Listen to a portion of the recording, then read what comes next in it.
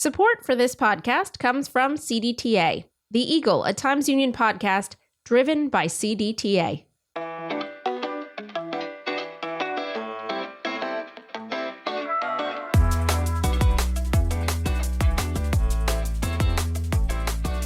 Jessica Marshall here with another episode of The Eagle, a Times Union podcast. This is going to be an exciting episode, folks. Coming up on the show, we'll talk to singer and actor Tituss Burgess. In my mind, everything's a musical. But first, well, there's so much to talk about in the news this week that a pithy intro is just not going to cut it. I had to pull in the editor-in-chief for this one. It's been a while, but we are back with Times Union Editor-in-Chief Casey Seiler. We are going to go over some of the top stories for this week that appeared in the Times Union and online.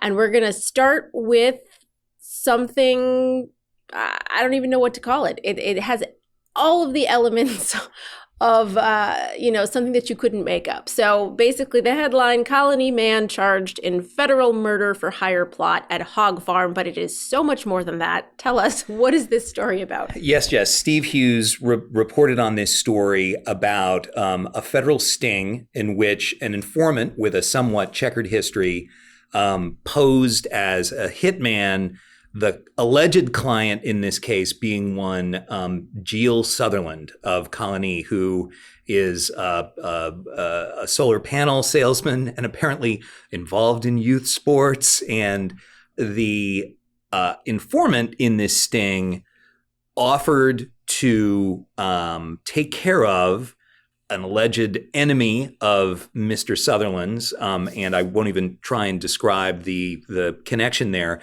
but according to court documents filed in this federal case, the hitman, as it was arranged, would borrow a van from a nun identified as Sister One in the court documents and take the corpse to Pennsylvania in order for the remains to be devoured by hogs. The reason that the client allegedly wanted the body destroyed by hogs is so there would be no evidence, while at the same time, there was discussions of whether or not the alleged hitman should get a burner phone to take pictures of the body as kind of proof of service, as it were. Also, the client would have to cover the cost of easy pass tolls on the way to Pennsylvania, and of course a bottle of wild turkey for the farmer whose hogs would be used to dispose of the corpse. So a little bit kind of a muddled message about operational security in this alleged contract killing. So Mr. Sutherland is supposed to have another court appearance. We are talking on Thursday morning. He's supposed to be back in federal court today. And we will see where that goes. It is just an amazing story. If you are within the sound of my voice right now and you are considering a contract killing, please be aware that the person you are discussing it with is almost certainly a federal informant. I mean, that is something we have learned over and over and over again in these stings. So please think twice, both about murder and about who you're dealing with. Absolutely. It sounds like the plot of a Coen Brothers film. It truly does. I mean, it truly sounds like the plot of the recent Richard Linklater movie Hitman, in which an informant, a guy's involved in a sting operation. He's just playing these bizarre hitman characters over and over and over again. So yes, truth, Jess, as we have learned, is always stranger than fiction. Absolutely. I look forward to more updates on that one. All right, moving up to the Canadian border, where in Coventry, Vermont, there was a situation that involved a shooting and the death of a Border Patrol agent. What can you tell us about that story? Yeah, a 44-year-old Border Patrol agent named David Mayland was killed on January 20th during a traffic stop in which a couple who had been under, shall we say, official monitoring for a couple of days, were stopped. Gunfire ensued. One member of the couple, a German national, was killed. Agent Mayland was killed. as well. The woman in the vehicle was taken into custody, and police are now looking for another woman who allegedly was involved in helping that couple acquire the weapons that were involved here. In an even more bizarre twist, she is a person of interest in the double murder of her parents in Pennsylvania quite a while ago. So it is worth noting, perhaps, that the reason we're covering this is because this is a major regional law enforcement story. Obviously, Agent Mayland, who was killed in the shootout, his body was brought and flown out of Albany International Airport late last week. Many, many people saw the procession of official vehicles, 2 helicopters that accompanied him to the airport just last week. I should also mention that we are benefiting in the story from the fact that Emily Munson, who is our outstanding data investigations reporter, is based out of Burlington. She is one of the few people who is full-time on our staff who is not located in the capital region. It obviously, with so much of the court action here happening out of Vermont, including out of, sort of the base of federal operations in Burlington, we are benefiting from Emily's good work and her proximity to the case. She drove over to what's known as the Northeast Kingdom of Vermont, the rather rugged area in the northeast part of the states, to do some investigation in recent days. Yes, and she obtained some video from the Inn and Suites where the couple was staying that is now online at timesunion.com. So go and see that. But yeah, two very interesting stories with bizarre angles this week. But the third story that we're going to talk about is more Albany and state-centric. The commissioner of the New York State Education Department just got what appears to be a hefty raise. What's going on there? It definitely appears to be that. Yeah, we're talking about Betty Rosa, who's the state education commissioner, has been for the last couple of years. Over the course of the last 6 months or so, her annual salary jumped from $334,000, that was in 2021, to $464,000 after she got an increase in August. That was augmented again this month with a $25,000 pay raise. That raise is going out to many executive branch agency leaders as well. But the bottom line is that Betty Rosa is now making $489,000 as education commissioner. Now, the department, which does not report up to the governor, we should note, but reports to the Board of Regents. They are a separate agency, with deep ties to the state legislature, because it's the legislature who essentially kind of oversees the appointment of regents. They defend this pay increase by saying, well, Betty Rosa was making significantly less than a lot of school district superintendents, or at least the most highly paid school district superintendents. Most of those folks were down on Long Island, where education policy and education leadership is seen as being very, very central to lots of things: politics, property values, you name it. There's real competition to be able to claim, well, our school district is the tops in so many ways. So the argument from the state education department was, how can Betty Rosa oversee these school superintendents if she is making less than they are? Now, people can argue about whether or not what you make or not is important to your oversight status there. I would note that the governor of the state of New York makes, I believe the number is now about $250,000 a year. But that is something that will be discussed. Betty Rosa has defended this very large raise by saying, well, she's operating 2 households, she doesn't get a travel allowance, that type of thing. All right. Well, I guess now's not a good time to ask for a raise, huh? Just kidding. Yes.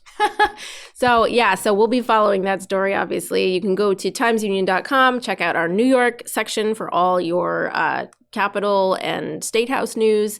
And Casey, we will check back with you very soon. Sounds good, Jess. We are going to take a short break. We'll be right back when we'll be joined by singer and actor Tituss Burgess.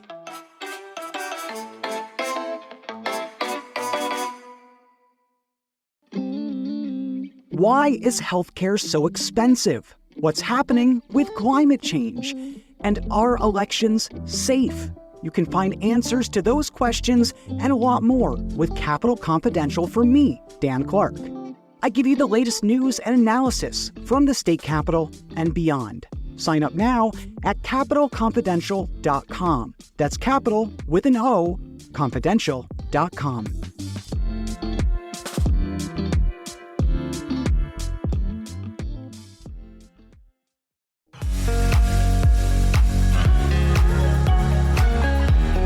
If you're enjoying this podcast, take advantage of all the Times Union has to offer and support our efforts to bring you award-winning journalism by becoming a Times Union subscriber today. Go to timesunion.com/subscribe.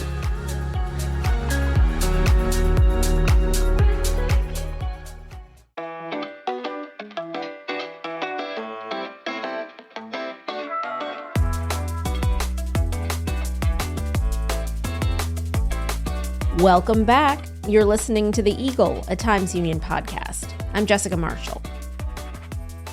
I'm pretty but tough like a diamond, or beef jerky in a ball gown. Technically, Tituss Burgess could be described as a versatile Broadway performer or a comedic screen actor. But those two descriptors don't even begin to describe the breadth of his resume. And look at me, talented, dashing, transcending. He got a boost to fame in recent years with his Emmy-nominated role in the Netflix series Unbreakable Kimmy Schmidt. And now he's touring the country with his stage show, An Evening with Tituss Burgess. On a clear day, rise and look around you, and you will see. Burgess is coming to Universal Preservation Hall in Saratoga Springs January 31st. He joins Times Union digital producer Rick Marshall now on The Eagle.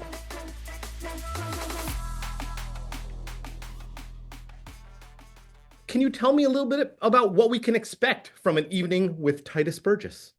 Well, when I get ready to put my concerts together, I always start from what would people not expect from me? And I throw a bunch of shit at the wall, and then I write in, well, you don't get to sing that often, Tituss. So, what songs would you like to take a stab at? And I start to configure this puzzle together. And so the night looks like a gorgeous sort of representation of things that I love most, things that I probably have no business singing, and things that you'll absolutely know. What is it about this style of show that appeals to you? How'd you decide on sort of doing a show like this? Because I'm sure you probably, brainstormed a few different ideas about what form it could take and came to this. My imagination is out there. And I tend to sort of create and write stream of consciousness, and I don't edit. And in my mind, everything's a musical. And so even it's something as simple and mundane as going to the grocery store, has an air of musicality, I find. And so I just sort of, I don't even know how to articulate it. I kind of make a wish list and think, well, what would the audience find most satiating, even if they don't think or expect me to sing it? And that's where I start, and that's how we end up with the indecisive warrior, because in my regular life I can't make a decision to save my life, but on stage I know exactly what to do. You've been on Broadway, television, film. You've voiced animated characters. You've hosted a cooking competition series. What is it you look for when you're considering new projects to take on? I with art, there's a couple different things, and I don't want to be.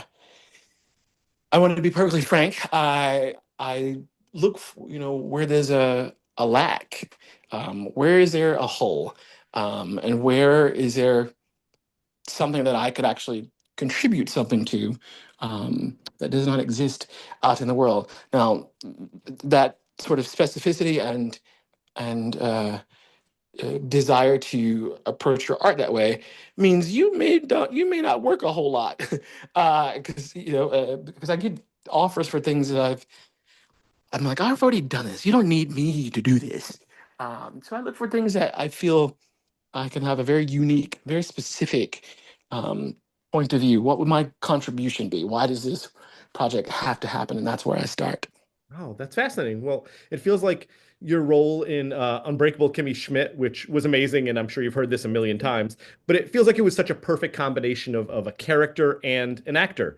But in a perfect world, what's the project that you'd love to do that you haven't done yet? Is there something that is on your sort of wish list of projects? Well, on stage, I would love to do Stephen Sondheim's Passion, but getting to the estate is very difficult these days. Of course, now that our great Sondheim is no longer, and but the role of Fosca uh, doesn't it isn't inherently a woman, or female or cisgendered, and actually Fosca means dark, gloomy, hoarse, raspy. So I was like, oh, I could this could be told in a different way. So that's one of the ones that I would love to do. And I'm also working on just a loose version of a short film. I've never tried my hand at that, and just to see what comes out. So my wish list is largely these random ideas in my head, not so much things that people would want to see me in that already exists. Does that make sense? It makes perfect sense, and I admire your willingness to sort of chase after these things that haven't been done before, rather than retreading or fitting into things that have been done a million times before. Yeah. A lot of artists I've spoken to over the years, they often can track back sort of their love for a particular medium or a particular moment or art form to this memory or this experience they had that set them on their path. Is there something like that for you? How about you? What set you on your path in the arts? Oh, definitely. I had some wonderful teachers in elementary school. My music teacher in elementary school, her name was Miss Van den Avel. I don't know where she is in the world, um, but she was very teaching children, especially in the arts. It takes a very special, focused adult energy to nurture and lure us into wanting to do and practice and do all the things that we're supposed to do when we pick up our instruments. And she was so wonderful and steady and gentle.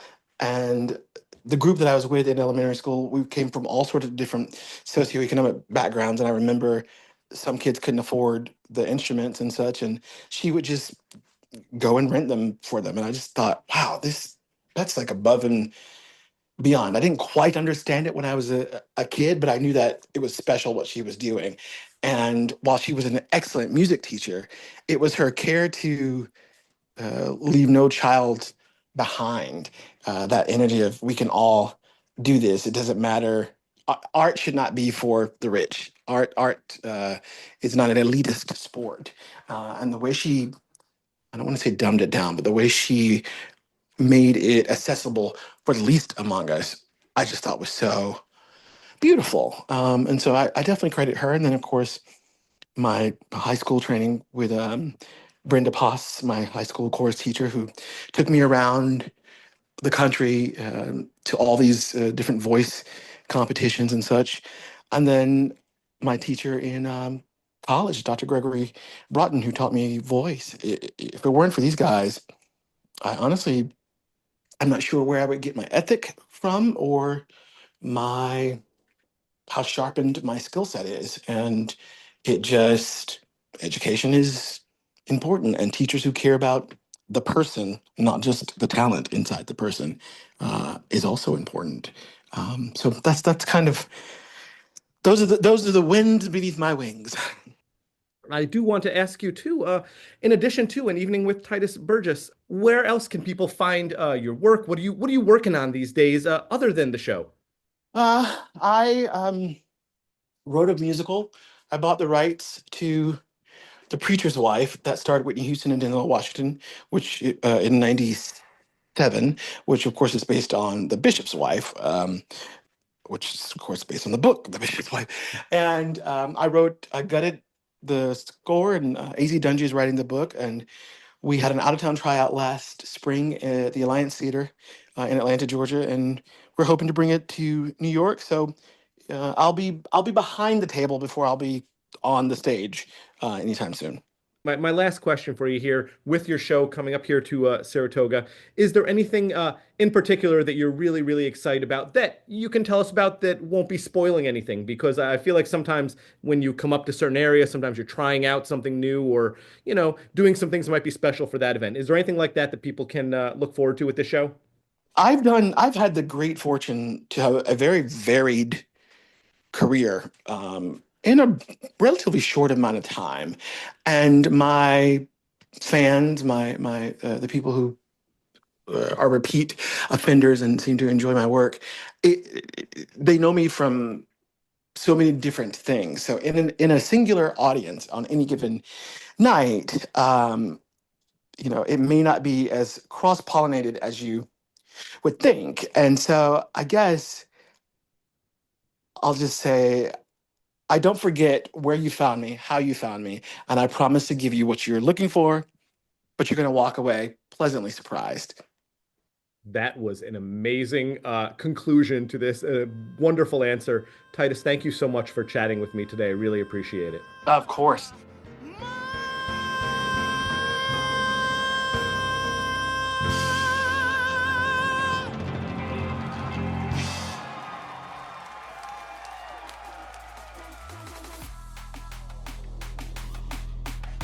Tituss Burgess will be at Universal Preservation Hall January 31st at 7:30 p.m. That's it for this week. We will be back next week with another look inside our newsroom. The Eagle is a production of the Times-Union. It's produced and edited by myself, Jessica Marshall, with help from Erica Smith and the Times-Union digital team. Our music is Flyin' by Top Floor. Special thanks to Casey Seiler and Rick Marshall for their contributions to this episode. Got questions or comments about what you hear on The Eagle or any of our Times-Union podcasts? Email us at podcast@timesunion.com.